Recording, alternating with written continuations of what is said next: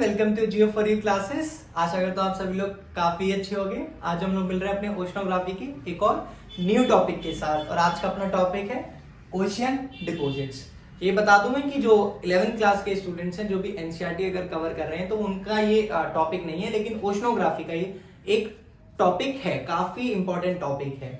तो आज हम इसी को पढ़ेंगे। तो ओशियन डिपॉजिट्स, इसमें हम जानेंगे कि व्हाट इज ओशियन डिपॉजिट्स, की ओशियन डिपॉजिट्स आखिर में होते क्या है। फिर उसके बाद जानेंगे कुछ सोर्सेज, उनके कुछ सोर्सेज होते हैं, कुछ नेचुरल होते हैं, कुछ ह्यूमन में होते हैं। तो उन सोर्सेज के बारे में जानेंगे कि ओशियन डिपॉजिट्स के आखिर सोर्स क्या है। उसके बाद सिग्निफिकेंस को जानेंगे कि इनका सिग्निफिकेंस क्या होता है और उसके बाद टाइप्स को जानेंगे। तो ये चारों टॉपिक आज हम ओशियन डिपॉजिट्स में कवर करने वाले हैं।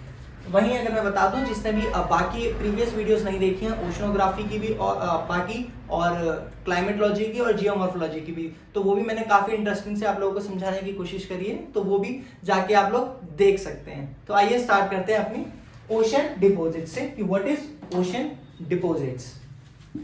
ये ओशियन डिपॉजिट्स, तो डेफिनेशन अगर हम देखें कि what is ocean deposit, so these are the unconsolidated sediments, organic or inorganic, derived from various sources deposit on the ocean floor।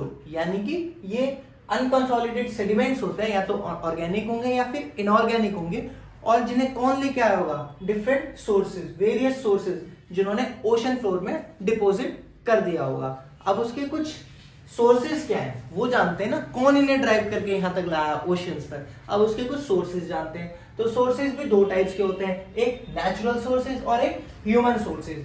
वहीं अगर हम नेचुरल सोर्सेज की बात करें तो रिवर सेडिमेंट, रिवर्स कहाँ जाके मिलती हैं, जितनी भी अपनी जो रिवर्स हैं जाके समुद्र में ही तो मिलती है। तो जितना भी इरोजन करके लाती है ना, सब कहाँ डिपॉजिट कर देती हैं, ओशन में जाके।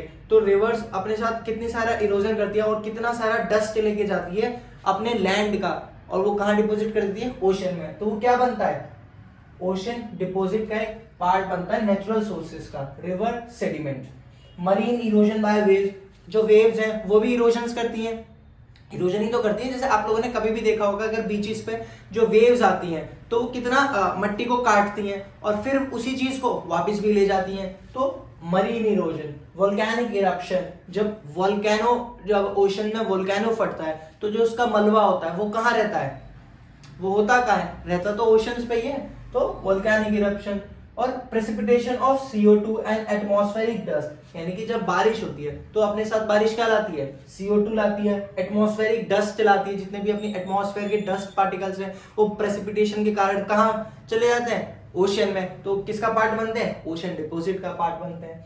वहीं मीटियोरिक डस्ट भी एक तरीके का पार्ट बनता है। रिमेन्स ऑफ लाइफ फॉर्म्स, यानी कि जितने भी अपने एनिमल्स हैं, मरीन एनिमल्स हैं, अगर उनकी डेथ हो जाती है तो वो कहाँ रहते हैं। ऐसा तो नहीं है ना कि उनको हमारी तरह पूरा प्रॉपर क्रियाक्रम से विदाई दी जाती है, ऐसा तो नहीं है। वो तो बेचारे मर गए, जहां मर गए वहीं पड़े रहते हैं, वो एक डिपॉजिट बन जाते हैं, marine remains of life forms. वहीं हम बात करें ह्यूमन की, ह्यूमन के कौन से सोर्स हैं, ह्यूमन के द्वारा कौन से सोर्स हैं जो ओशन डिपॉजिट्स का रूप ले लेते हैं। वो इंडस्ट्रियल वेस्ट, इतनी बड़ी बड़ी इंडस्ट्रीज है अपने कोस्ट के पास, मुंबई में देखो, है ना, मुंबई, सूरत, ये जितने भी जो बड़ी बड़ी सिटीज हैं वो कहाँ है, समुद्र के किनारे ही तो बनी है, Calcutta, Chennai.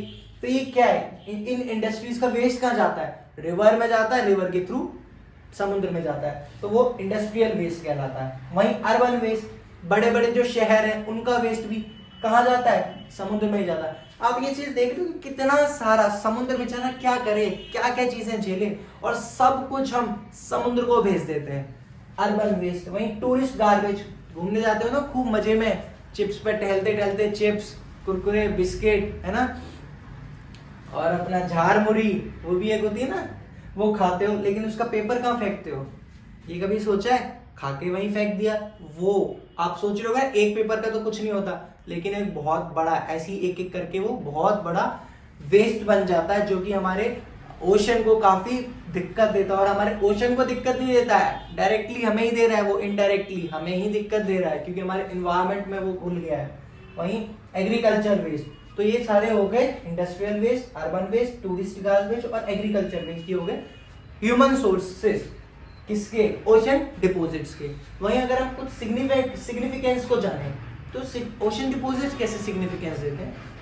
Give information about tectonic history of the ocean, यानी कि ओशन की टेक्टोनिक हिस्ट्री क्या रही है उसको जानने में बहुत मदद देते हैं ये ओशन डिपॉजिट्स। कैसे? वहाँ की जो रॉक्स हैं, है ना, और भी बहुत सारी चीजें हैं, उनको स्टडी करके पता चलता है कि अपनी पूरी टेक्टोनिक हिस्ट्री के बारे में। वहीं एवोल्यूशन ऑफ लाइफ फॉर्म्स के बारे में पता चलता है। हम लोग देखते हैं ना कि लाइफ इतनी साल पुरानी है, इतनी साल पुरानी है, ओरिजिन यहाँ से हुआ था, एक जेली फिश सबसे पहले आई थी।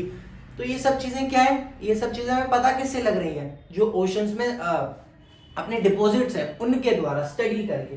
पास्ट क्लाइमेट के बारे में पता चलता है कि अपना पास्ट क्लाइमेट कैसा हुआ करता था। वहीं मिनरल, बहुत सारे मिनरल रिसोर्सेज मिलते हैं अपने ओशंस पे। तो ओशन अपने आप में एक बहुत ही बड़ी दुनिया है जो मतलब इस बायोडाइवर्सिटी का एक बहुत बड़ा पार्ट है। तो ये होगी अपनी व्हाट इज ओशन डिपॉजिट्स, कुछ सोर्सेस नेचुरल और ह्यूमन, और उसके बाद significance.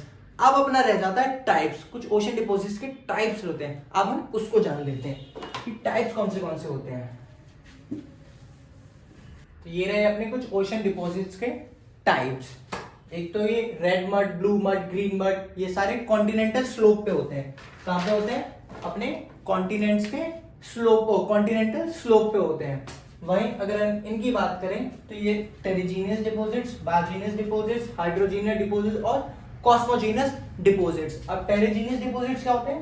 Product of transportation and deposition of agencies like glaciers, rivers etcetera. जो भी रिवर्स हैं और ग्लेशियर्स हैं जो अपने साथ लेके आते हैं ना जो भी डस्ट, वो होते हैं टेरिजीनियस डिपॉजिट्स। जैसे सैंड, सिल्ट, क्ले, ये सब क्या है? टेरिजीनियस डिपॉजिट्स हैं। वहीं अगर हम बात करें बायोजीनियस डिपॉजिट्स की तो रिमेन्स ऑफ मरीन ऑर्गेनिजम्स, यानी कि जो मरीन ऑर्गेनिजम्स हैं उनके रिमेन्स। जैसे कि ये भी दो टाइप्स के होते हैं, एक तो नेरेटिक और एक पेलेजिक। नेरेटिक में स्केलेटन, जो उनके मरीन ऑर्गेनिजम्स के स्केलेटन्स होते हैं उनको नेरेटिक में रखा जाता है। वहीं अब पेलेजिक की बात करें तो रिमेन ऑफ एल्गे। वहीं हाइड्रोजीनियस डिपॉजिट्स की बात करें तो are deposits form when mineral precipitate out of a water solution. और last but not the least cosmogenous deposits, ये होते हैं रिमेन्स ऑफ मीटियोराइट डस्ट। तो ये सारे हो गया अपने क्या, ये हो गए कुछ टाइप्स किसके? ओशन डिपॉजिट्स के। आई होप आप लोगों को अच्छे से समझ आ गया होगा जो भी मैंने कोशिश करी है समझाने की। और अगर नहीं समझ आता है तो प्लीज मुझे कमेंट करके जरूर बता दिया करो, ताकि मैं भी अवेयर हो जाऊं कि क्या क्या मुझे और अच्छे से समझाना चाहिए। तो मिलते हैं नेक्स्ट वीडियो में किसी और टॉपिक के साथ। तब तक के लिए थैंक यू सो मच।